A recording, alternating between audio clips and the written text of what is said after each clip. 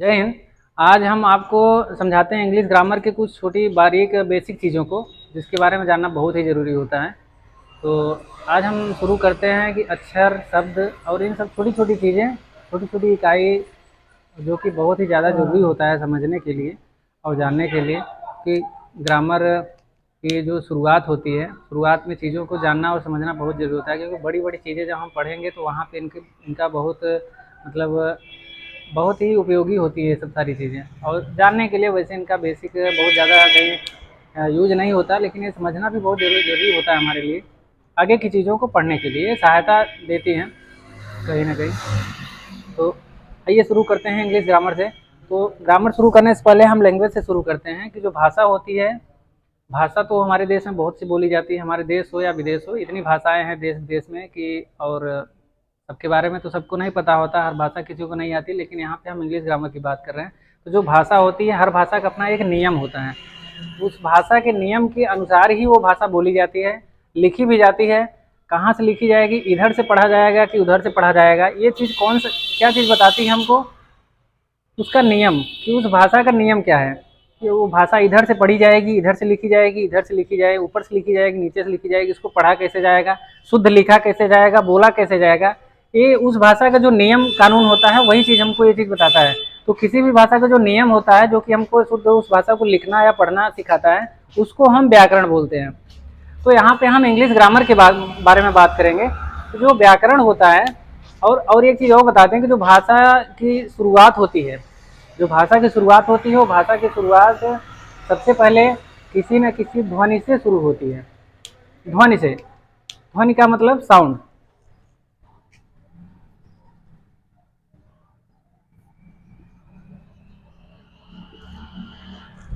ध्वनि से कोई भी भाषा शुरू होती है। ध्वनि को लिखा कैसे जाएगा, इसके लिए अक्षरों को बनाया गया। इसके लिए अक्षरों को बनाया गया, मतलब ध्वनि का जो जितनी भी ध्वनि होती है, उसको उसके लिए एक अक्षर का निर्माण किया गया। उसी को कहते हैं लेटर। उसी को लेटर कहते हैं। अलग अलग भाषाओं में अलग अलग अक्षर होते हैं, किसी भाषा में कितने अक्षर होते हैं उससे हमसे मतलब नहीं है। यहाँ पे अंग्रेजी भाषा के जो अक्षर होते हैं, वो ध्वनि को दर्शाने के लिए प्रयोग किए जाते हैं। जैसे हिंदी व्याकरण में भी पढ़ा होगा कि जो भाषा हो, जो ध्वनि होती है, किसी भाषा की सबसे छोटी इकाई होती है, ध्वनि को ही हम नाम दे देते हैं कि लेटर। मतलब किसी भी ध्वनि को दर्शाने के लिए लेटर का प्रयोग किया जाता है। तो जो लेटर होती है, वो भाषा की सबसे छोटी इकाई होती है। अब इसके आगे इसके टुकड़े भी नहीं हो सकते, इसके आगे इसके टुकड़ों को नहीं तोड़ा जा सकता, क्योंकि वो सबसे छोटी इकाई होती है। जैसे ए हो गया, ए को हम तोड़ेंगे, ए को किस में तोड़ेंगे, ए सबसे छोटी इकाई है। बी हो गया, बी को किस में तोड़ेंगे, किसी में नहीं तोड़ेंगे। यस हो गया, यस को किस में तोड़ेंगे, किसी में भी नहीं तोड़ेंगे। वी हो गया, वी को किस में तोड़ेंगे, किसी में नहीं। मतलब ये सबसे छोटी इकाई है। तो हर भाषा का अपना एक होता है। जैसे हिंदी में भी है, हिंदी में भी लेटर होते हैं। मतलब लेटर का मतलब हुआ अक्षर। सब भाषा के अलग अलग अपना रूल है। तो हिंदी में भी जैसे अ से शुरू होती है, अक्षर अ से शुरू होता है, री तक आता है, क से शुरू होता है, फिर ज्ञ तक होता है। ये हिंदी भाषा के अक्षर हो गए। ऐसे अंग्रेजी भाषा में भी होते हैं। तो यहाँ पे हम ये समझते हैं कि अंग्रेजी भाषा के जो अक्षर होते हैं, यानी कि जो ध्वनि हम निकालते हैं, वो ध्वनि कितने होती है, टोटल होती है 44। 44 होती है टोटल, जिसमें कि अब इसको हम ध्वनि ना बोल करके यहाँ पे हम लेटर को इंडिकेट कर सिंबल बना दे रहे हैं कि लेटर इसको आप बोलेंगे। अब ध्वनि का बार बार प्रयोग नहीं करेंगे। ये समझ लीजिए कि ये लेटर हुआ। तो यहाँ लेटर में कुछ ऐसे भी ध्वनि होती है जो हमारे कंठ से निकलती है। कुछ ऐसे ध्वनि होती है जिसमें कंठ के अलावा जीभ का भी प्रयोग करते हैं, होठ का भी प्रयोग करते हैं, पेट का भी प्रयोग होता है, दांत का भी प्रयोग होता है। मतलब ये समझने के लिए, इसकी बारीक चीज़ें को समझने के लिए, बारीक ये चीज़ संस्कृत व्याकरण में पढ़ाया जाता होगा कि जो कंठ से क्या चीज़ निकलती है, ध्वनियाँ कितने प्रकार की होती है, वहाँ पे वो चीज़ें बारीक समझ में आती है। लेकिन यहाँ पे हम एक नॉर्मल बता दे रहे हैं कि ज़्यादातर करके ध्वनि दो तरीके से निकलती है। एक ऐसी ध्वनि होती है जो सिर्फ कंठ से निकलती है, जिसको हम स्वर बोलते हैं। इसको हम स्वर बोलते हैं। और जो कंठ के अलावा और भी चीज़ों को मिला करके, और भी जीभ की सहायता से, दांत की मदद से और होठ की मदद से, ये सब कंठ की सहायता से, मतलब ये तीन या चार चीज़ों को मिला करके जो ध्वनि हम अपने मुंह से निकालते हैं, जो अक्षर बोलते हैं, उसको व्यंजन बोला जाता है। ये टोटल ये दोनों मिला करके 44 होते हैं, स्वर और दोनों व्यंजन मिला करके। अब स्वर में 20 स्वर होते हैं, इंग्लिश भाषा में ही 20 स्वर होते हैं, व्यंजन में 24 व्यंजन होते हैं, ये दोनों मिला करके 44 हो जाते हैं। लेकिन स्वर को आइए देखते हैं, स्वर कैसे कैसे हैं, कौन कौन से हैं। जैसे कुछ स्वर इंडिकेट करने के लिए ई हो गया, इस तरीके से आई हो गया, ये हम कुछ स्वर लिख दिए। इसमें से आप लोग पहचान भी कुछ ही को रहे होंगे, कुछ को नहीं पहचान रहे होंगे। जैसे ए हो गया, इसको तो हम पहचानते हैं, ये कौन सा सिंबल है ये नहीं समझ में आ रहा। ये ई है, इसको भी हम समझ रहे हैं, ये कौन सा सिंबल है, ये कौन सा सिंबल है, ये 3 नहीं लिखा है, ये हमने सिंबल बनाया है। आई हो गया, इसको भी हम पहचानते हैं। तो ये इसमें से कुछ ऐसे वावेल है जिसको हम जानते हैं, जिसको जानते भी नहीं हो, सिंबल के तौर पे लिखा जाता है। ये ऐसे सिंबल बने होते हैं, जैसे इसको अहा बोला जाता है, हिंदी में अहा होता है ना, वही अहा है। ऐसे 3 बना के लिख दिया जाता है। ऐसे व्यंजन में भी 24 होते हैं, लेकिन यहाँ पे हमको इतनी चीज़ों को पढ़ने की जरूरत नहीं है। हम सिर्फ इतना ही जानेंगे कि ये 20 की जगह सिर्फ 5 वावेल का प्रयोग किया जाता है, जिसमें ए होता है, ई होता है, आई, ओ और यू, ये 5 वावेल होते हैं। ये 20 की जगह काम कर जाते हैं। ये 20 का काम ये 5 ही कर लेते हैं, उन सब चीज़ों को हमको पढ़ने की ज़रूरत नहीं होती है। 24 में से काट के हम 21 को ले लेते हैं, 21 व्यंजन को ले लेते हैं, और यहाँ पे हम 20 में से काट के 5 को लिए हैं, तो 21 और 5 ये दोनों मिलकर के 26 हो जाए। तो अब हम फाइनली इतना ही समझेंगे कि अंग्रेजी भाषा के जो अक्षर होती है वो 26 होते हैं सिर्फ। यहाँ पे हम सिर्फ 26 को पढ़ेंगे, जिसका क्रम ए से लेकर के जेड तक चलता है। एक क्रम वाइज है, इसको आगे पीछे नहीं लिख सकते। A B C D E F, ये तो सबने पढ़ा होगा। ए से लेकर जेड तक इसका क्रम होता है, ऐसे नहीं कि किसी को कहीं से भी लिखना शुरू कर दे। ये तो बताने के लिए हमने बता दिया, बाकी इसका एक क्रम होता है प्रॉपर, और ये कई तरीके से लिखे भी जाते हैं। इसका 4 फॉर्मेट होता है, जिसको सबने बचपन में पढ़ा होगा। ठीक है, अभी इसको थोड़ी देर के लिए हम हटा दे रहे हैं इधर से। सबने बचपन में पढ़ा होगा कि ये जो लाइन खींची जाती थी, 4 लाइन, इसी में अक्षरों को लिखा जाता था। जैसे पहले प्रकार के अक्षर को और तीसरे प्रकार के अक्षर को कैपिटल में लिखा जाता था, फिर दूसरे और चौथे को स्मॉल में लिखा जाता था। तो ये इसका फॉर्मेट भी होता है, 4 प्रकार के फॉर्मेट में लिखे जाते हैं। पहला है, ये दूसरा है, ये तीसरा है और ये चौथा है। अब इसका भी अपना अपना नियम होगा, हम इतना डिटेल में नहीं जाएंगे इसको बताने के लिए, लेकिन इतना समझते हैं कि जो लेटर होता है वो भाषा की सबसे छोटी इकाई होती है। टोटल अक्षर जो होते हैं 44 होते हैं, जिसमें 20 वावेल होते हैं, 24 व्यंजन होते हैं। टोटल मिला के 44 हुए। 20 में से हमको 5 का ही प्रयोग बताया जाता है, क्योंकि इसमें देखिए ये सब जो सिंबल होते हैं, ये सिंबल भी किसी इंग्लिश में यूज किए जाते हैं। जैसे ये और ऐसे भी, ये भी एक वावेल है, ए यू, ये भी एक वावेल ही है। इसी वावेल 20 में ही इसकी भी गिनती है। तो कुछ ऐसे भाषा देखिए हमारे, जैसे अंग्रेजी हो गई, तो अंग्रेजी कोई एक प्रकार की नहीं होती, अमेरिकन इंग्लिश होती है, ब्रिटिश इंग्लिश होती है। तो कई तरीके की इंग्लिश भी कई प्रकार की होती है। तो उस इंग्लिश जो हमारे यहाँ पढ़ाई जाती है वो ब्रिटिश इंग्लिश होती है। तो ब्रिटिश इंग्लिश में सिर्फ इन सब चीज़ों का कोई यूज नहीं होता है, ये सब किसी और भाषा में पढ़ाए जाते होंगे, किसी और इंग्लिश में। हमारे यहाँ सिर्फ इस ब्रिटिश इंग्लिश में सिर्फ 5 वावेल को और 21 कंसोनेंट को बताया गया है, जो मिलकर के टोटल 26 होते हैं, जो ए से जेड तक होते हैं, ABCD। अब आगे देखते हैं वावेल और कॉन्सोनेंट के बारे में, है कि 26 जो अक्षर होते हैं इनको 2 भाग में बांटा गया। वावेल जो कि 5 होते हैं, हम बता दिए, A, E, I, O, U, और दूसरा हो गया कॉन्सोनेंट यानी कि व्यंजन, ये 21 होते हैं। अब आगे चीज़ें कंफर्म हो गई। अब इसमें कुछ ऐसी कुछ जानने वाला एक चीज़ भी नहीं है। अब आगे हम चलते हैं अगले स्टेप को। लेटर के बाद आगे बनता है वर्ड। इसको बोलते हैं शब्द।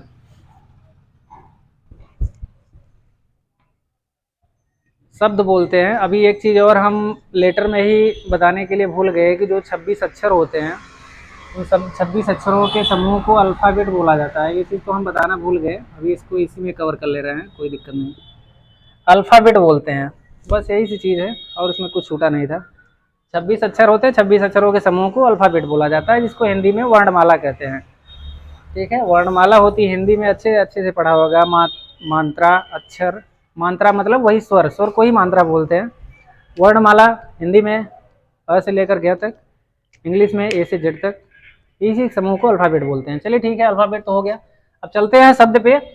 तो शब्द जो है वो इन्हीं अक्षरों से मिलके बनता है। जैसे हमने बताया अभी अक्षर कितने होते हैं, वावेल हो गया और कांसोनेंट हो गया, तो इन्हीं वावेल और कांसोनेंट से मिलकर के ही शब्द बनता है। मतलब ये पूरा 5 में से कोई एक ना एक रहेगा ही, एक से अधिक भी हो सकता है, लेकिन कम से कम एक रहेगा ही रहेगा।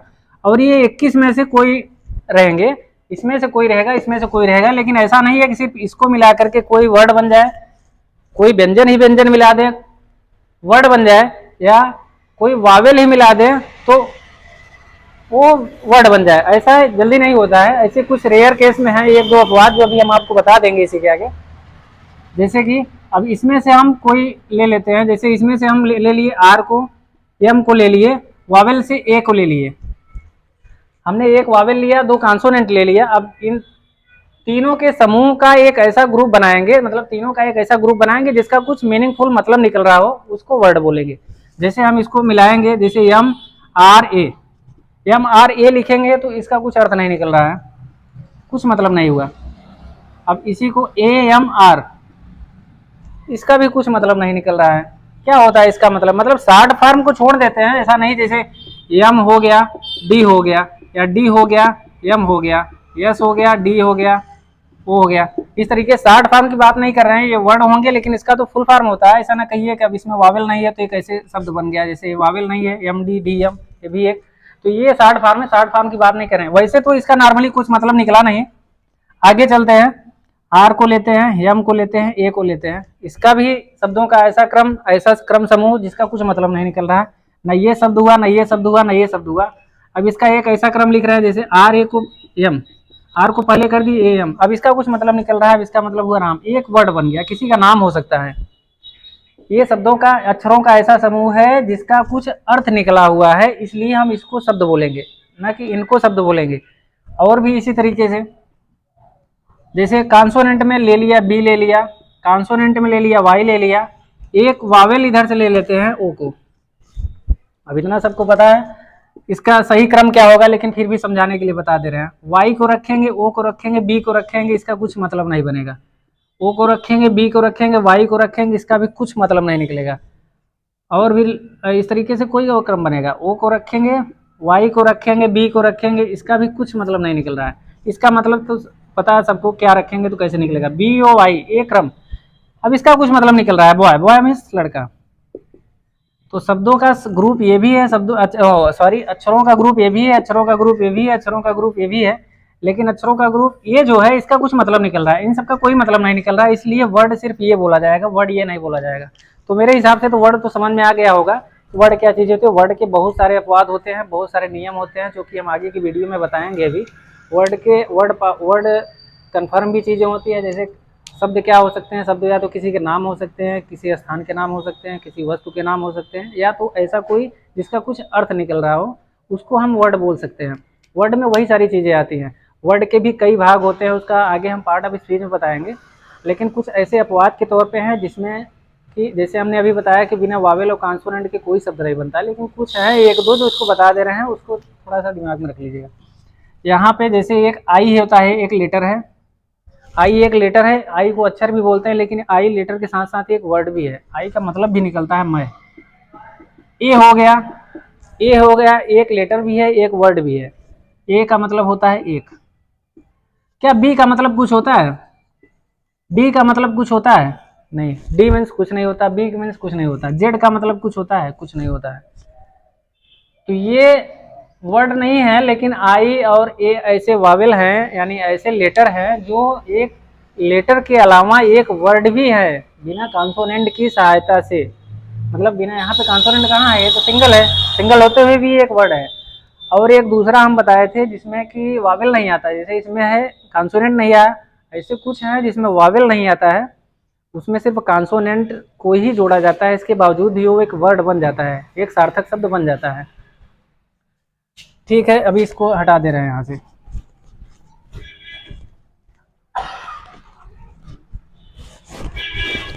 जैसे वो लेटर है वाई, वाई जिसमें आता है वहाँ पे वावल की जरूरत नहीं पड़ती। ये जरूरी नहीं वाई जहाँ आएगा वहाँ पे लेटर की वावल की जरूरत नहीं, लेकिन वाई एक ऐसा लेटर है जहाँ पे अगर वावल ना भी आए तब भी काम हो जाता है। मतलब कुछ ऐसे शब्द हैं जहाँ पे वावल की जगह पे वाई का प्रयोग किया जाता है, वहाँ वावल नहीं है, अभी नहीं कह सकते वहाँ वावल नहीं है, फिर भी ये वर्ड बन गया सिर्फ कॉन्सोनेंट की मदद से। जैसे स्काई, स्काई एक ऐसा शब्द है, स्काई से मिलता जुलता है जो भी हो इसे जोड़ लीजिए। फ्राई, ट्राई, क्राई, ये सब शब्द है ना जिसमें वावल नहीं है। S K Y, F R Y, T R Y, C R Y, ये इसी तरीके के शब्द हैं जिसमें कि वावल का प्रयोग नहीं है, लेकिन फिर भी यहाँ पे एक वर्ड बन चुका है, सबका मतलब निकलता है। स्काई मतलब आसमान, फ्राई मतलब फ्राई करना या भूरना जिसको कह सकते हैं, ट्राई का मतलब प्रयास करना, क्राई मीन्स रोना या चिल्लाना। तो ये इसका भी अर्थ निकल रहा है। ये हो गया। अब इसके साथ साथ में ये भी बता दे रहे हैं कि वर्ड के जो वर्ड होते हैं, जितने भी वर्ड होते हैं दुनिया में, जितने भी शब्द हैं, पहले ही बता दिए, या तो किसी के नाम होंगे या किसी वस्तु के नाम होंगे, किसी स्थान के नाम होंगे, या तो फिर इसका कुछ ना कुछ मतलब निकल रहा होगा। जैसे आन है, आन है, आन एक, आन मतलब पर होता है, पंख वाला पर नहीं, ये रिलेशन वाला है, ये प्रीपोजिशन है, आगे देखेंगे। आन हो गया, और टेबल हो गया, राहुल हो गया, और भी कोई भी शब्द जैसे कि शुगर हो गया, कुछ भी शब्द, मतलब ये समझने के लिए हम सिर्फ लिख रहे हैं, कुछ भी शब्द इस तरीके से, या तो किसी का नाम होगा, या स्थान का नाम होगा, या वस्तु का नाम होगा, या उसका कुछ मतलब निकल रहा होगा, कुछ ना कुछ उसका अर्थ होगा, अर्थपूर्ण होगा, ऐसा नहीं उसका कुछ मतलब ही नहीं निकल रहा है। जैसे जिसका कुछ मतलब नहीं निकलेगा वो शब्द होगा ही नहीं। शुगर हो गया चीनी, किसी वस्तु का नाम है। आन हो गया पर, इसका अर्थ निकल रहा है, वस्तु का नाम नहीं है। ये पार्ट ऑफ स्पीच का एक, तो पार्ट ऑफ स्पीच में वो सारी चीज़ें हम क्लियर करेंगे, लेकिन सारी ज़्यादातर करके पार्ट ऑफ स्पीच के जितने भी शब्द होते हैं वो सब पार्ट ऑफ स्पीच से ही होते हैं कहीं ना कहीं। जैसे पार्ट ऑफ स्पीच हमने शायद पढ़ लिया होगा कि noun, pronoun, adjective, adverb, verb, interjection, conjunction, interjection, वो जितने भी होते हैं, कोई भी शब्द हो सब उन्हीं से होता है, उसके बाहर कोई भी शब्द नहीं होता।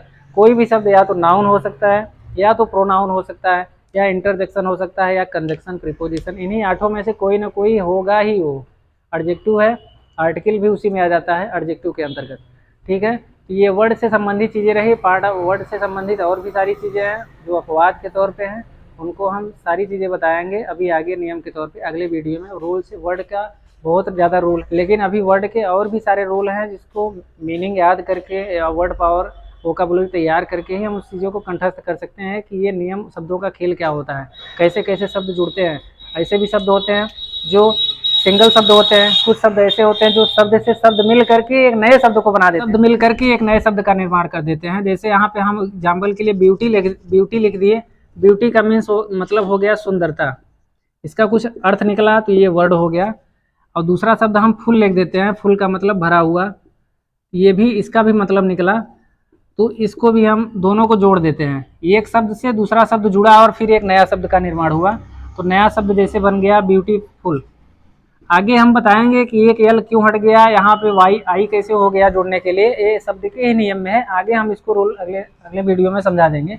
तो यहाँ पे फिर इतना ही समझिए कि दो शब्दों को मिलकर भी एक शब्द नया शब्द का निर्माण हुआ, तो ये होता है शब्दों का खेल। तो अब इसमें हम एक चीज़ और समझ लेते हैं कि ये जैसे एक शब्द यहाँ पे है, एक शब्द यहाँ पे है, मिल करके दोनों अलग अलग शब्दों को बनाया, तो ये जो अब जब एक नया शब्द बन गया, अब इसका ब्यूटीफुल का मतलब हुआ सुंदरता से भरा हुआ, मतलब सुंदर।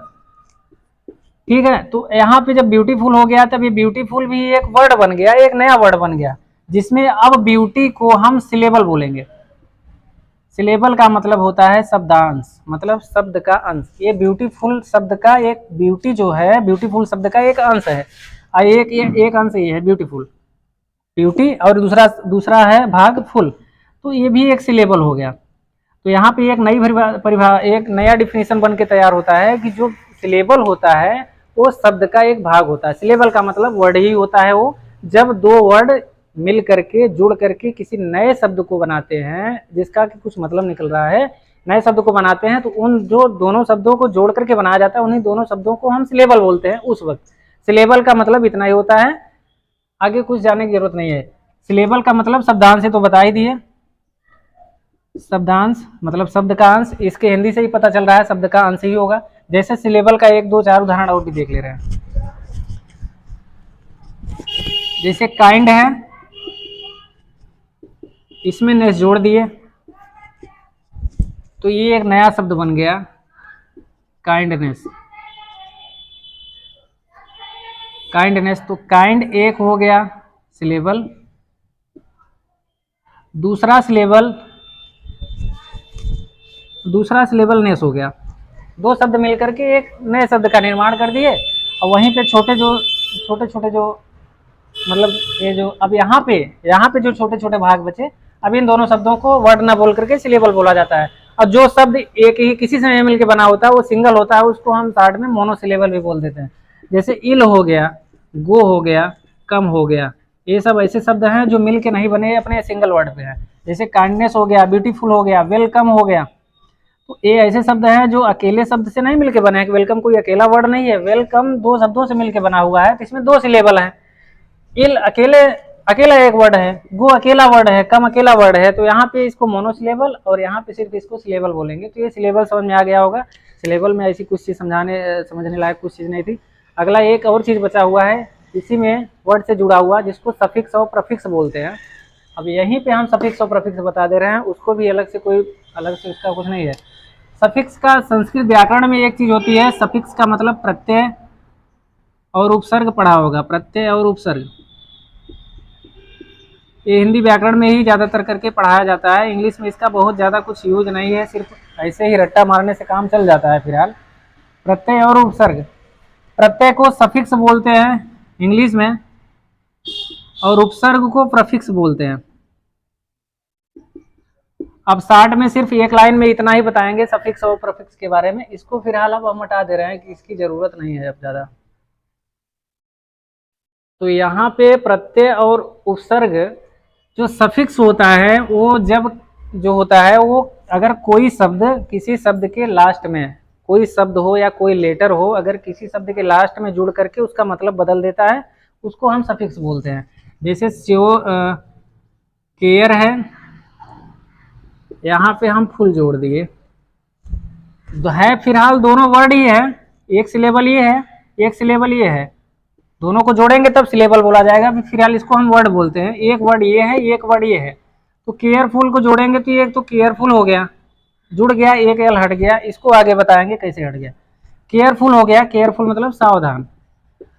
तो ये जो अब केयर में हमने फुल जोड़ा हुआ है, लास्ट में एक वर्ड जोड़ करके एक नए वर्ड को बनाया है, इसी शब्द को, इसी फुल को हम सफिक्स बोलते हैं, इसी को हम सफिक्स बोलते हैं। जैसे श्योर है, एल वाई जोड़ दिए, लास्ट में किसी भी वर्ड के लास्ट में कोई भी अंतिम में कोई भी वर्ड या कोई नया शब्द या कोई सिलेबल या कोई नया अक्षर जोड़ के, कोई लेटर जोड़ करके जब नए शब्द का निर्माण किया जाता है तो मतलब उसका कुछ अर्थ बदल जाए, बहुत ज़्यादा नया नहीं हो जाएगा, कुछ न कुछ उसके अर्थ में परिवर्तन कर देता है।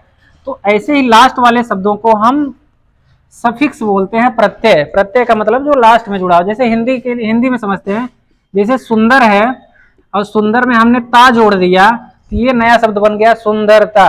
तो यहाँ जो ता शब्द होगा इसको हमने जोड़ करके इसके अर्थ को बदल दिया, परिवर्तन कर दिया, तो ये ता शब्द जो होगा यही प्रत्यय होगा।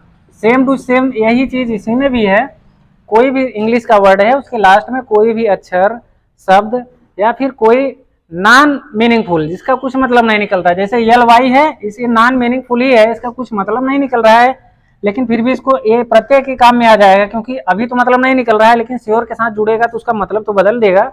तो ये यल वाई, जैसे यहाँ पे नेस हो गया, अभी लिखे थे वहाँ पे काइंडनेस, वहाँ पे नेस का भी कुछ मतलब नहीं निकल रहा था, वर्ड नहीं था, जरूरी नहीं एक सफिक्स या प्रफिक्स वर्ड ही हो, वो लेटर भी हो सकता है, वो एक मोनोसिलेबल भी हो सकता है, वर्ड भी हो सकता है, नॉन मीनिंग भी हो सकता है। नॉन मीनिंग मतलब कुछ वर्ड भी नहीं हो सकता है, उसका अलग से देखे तो उसका कुछ मतलब नहीं निकलेगा। जैसे हमने यहाँ एल वाई को लिखा हुआ है, एल वाई का क्या मतलब होता है, कुछ नहीं होता है। अब जैसे हैप्पी है, हैप्पी में हम एल वाई जोड़ेंगे तो यहाँ पे एक वाई को आई में बदल के हैप्पीली, तो यहाँ पे देखिए अब हैप्पीली मतलब प्रसन्नता पूर्वक या खुशी से जिसको बोल सकते हैं। हैप्पी माने सिर्फ खुश होता है, इसका मतलब हो गया खुशी से। तो एल वाई जोड़ करके इसके अर्थ को बदल दिया, तो यही एल वाई जो हो गया वो सफिक्स हो गया। सफिक्स के ऐसे ढेर सारे उदाहरण हैं, बहुत सारे शब्द हैं जिसको समझ सकते हैं। अभी यहाँ पे हम जैसे और भी दो चार इसी तरीके से थोड़ा फास्ट में दे देते हैं। जैसे ट्राई है, ट्राई में हमने यस जोड़ दिया, ये बन गया ट्राइज, नया शब्द बना। यहाँ पे हमने लेटर को जोड़ करके इसका अर्थ ही बदल दिया। यहाँ पे गो है, यहाँ पे हम आई एन जी जोड़ करके इसके अर्थ को बदल देते हैं। गो का मतलब जाना हुआ, गोइंग का मतलब जा रहा है या जाते हुए, तो इसका अर्थ बदल गया, तो यहाँ पे आई एन जी को सफिक्स बोल देते हैं। अब तो समझ गए होंगे कि क्या मतलब है। वेल है, यहाँ पे डन लिख दिया, तो ये हो गया वेल डन, वेल डन। फिलहाल अब यहाँ पे देखिए, यहाँ पे आईएनजी का मतलब रहा रही होता है, इसका कुछ मतलब निकल रहा है, इसको हम वर्ड मान ही लेते हैं। डन है, इसको वर्ड मान ही लेते हैं, डन का मतलब पूरा किया हुआ। यस है, यहाँ पे ये लेटर है, तो हमने पहले ही बता दिया सफिक्स लेटर भी हो सकता है, वर्ड भी हो सकता है, नॉन मीनिंग भी हो सकता है। यहाँ पे फिलहाल वर्ड है, वेल को डन में जोड़ा, नया सा मतलब निकला वेल डन, तो यहाँ पे डन ये शब्द क्या हो गया, ये सफिक्स हो गया। तो सफिक्स समझ गए, वैसे सेम प्रफिक्स है। अब प्रफिक्स को समझने के लिए इतना याद रखेंगे ताकि भूले ना कि सफिक्स बाद में लगता है, पहले लगता है या प्रफिक्स बाद में लगता है। तो इसको समझने के लिए यहाँ पे है, यार मार्कर क्यों नहीं चल रहा है,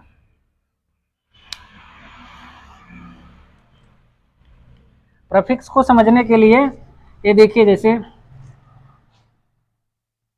प्रफिक्स है तो प्री का मतलब होता है पहले, प्री का मतलब क्या हुआ, पहले, पहले का मतलब शब्द के पहले जो लगे।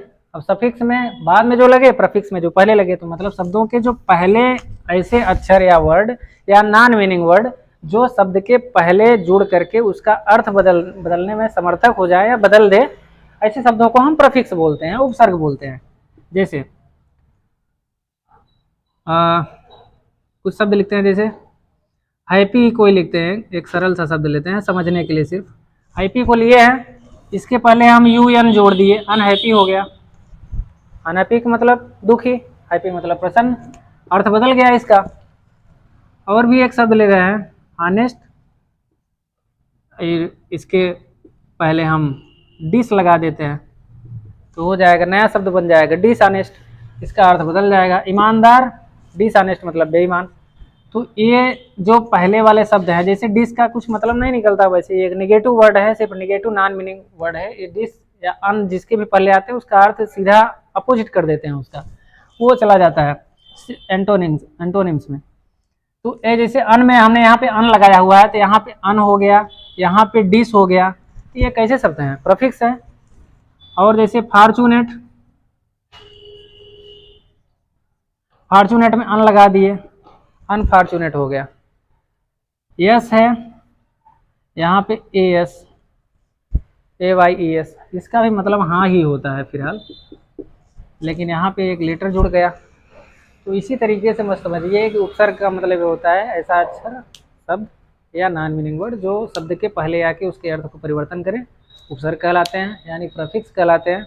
और प्रत्यय का मतलब यह हुआ जो शब्द के बाद में जुड़े, उसको सफिक्स कहते हैं। अभी शब्दों से जुड़ा एक कुछ ऐसे शब्द होते हैं जो बहुत बेढंगे तरीके के होते हैं, जिसमें कुछ साइलेंट होते हैं और कुछ इस तरीके के होते हैं। तो ये दो चार एग्जाम्पल उसका भी देख लेते हैं अभी इसी समय। जैसे ही एक शब्द हुआ, कुछ शब्द ऐसे होते हैं देखिए जो साइलेंट होते हैं, उसको पढ़ा नहीं जाता। जैसे ऑनेस्ट को ही लिखे हैं, कई बार हम इन शब्दों का यूज कर रहे हैं, इसी यहाँ के लिए सिर्फ समझने के लिए बता रहे हैं। कुछ ऐसे रटे रटाए शब्द हैं, बाकी सब में नहीं होता, कुछ शब्दों में होता है, वो याद रखना पड़ता है कौन कौन से शब्द हैं। जैसे ऑनेस्ट हो गया, इसको हम यहाँ पे एच साइलेंट होता है।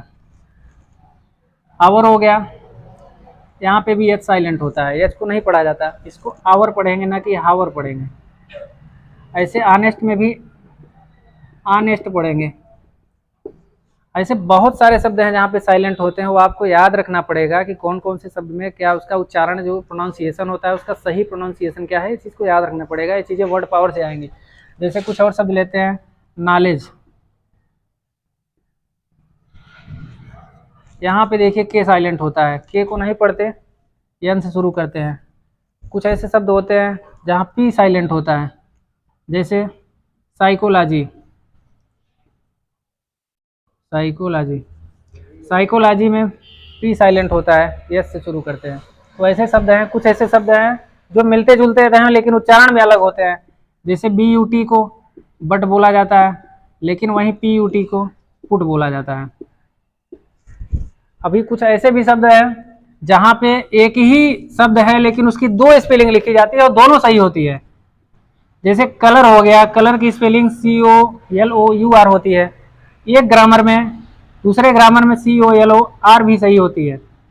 ये कलर की दोनों स्पेलिंग होती है, दोनों सही होती है, कहीं गलत नहीं लिखी जाती। क्योंकि ये अभी हमने जैसे पहले भी बताया कि इंग्लिश भी कई प्रकार की होती है, ब्रिटिश इंग्लिश, अमेरिकन इंग्लिश। तो किसी ग्रामर में ये भी सही है, इंग्लिश से भी सही है, तो कलर को ये भी लिखा जाता है, ये भी लिखा जाता है। जैसे अलजेब्रा, अलजेब्रा का मतलब बीजगणित, तो वहाँ भी स्पेलिंग का फॉल्ट है, जबकि दोनों सही है, लिखा दोनों जाता है।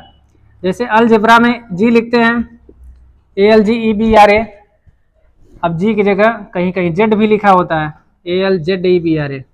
अलजेब्रा की स्पेलिंग दोनों सही है। तो ये सब शब्दों का खेल है, इसको याद रखने से सारी चीज़ें कन्फर्म होती है। बाकी ऐसा इसमें कुछ है नहीं। तो आज के लिए बस इतना ही, अब मिलेंगे नेक्स्ट क्लास में। तब तक के लिए जय हिंद, जय भारत।